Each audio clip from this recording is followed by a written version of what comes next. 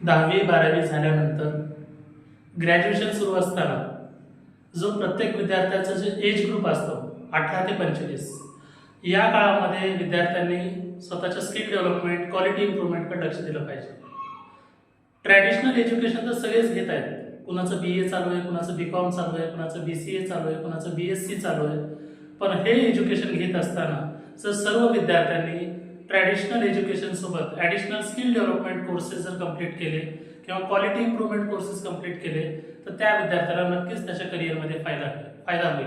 त्यासोबतच for example कॉमर्समध्ये जर एखादा विद्यार्थी करिअर करत असेल, BCom चालू असेल तर त्या विद्यार्थ्याला MS ऑफिस म्हणजे वर्ड, एक्सेल, पॉवर पॉईंट आणि त्यासोबतच टॅली सारखे कोर्सेस परफेक्ट आले पाहिजेत.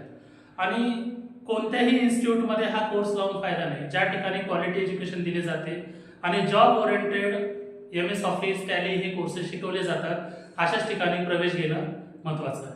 धन्यवाद.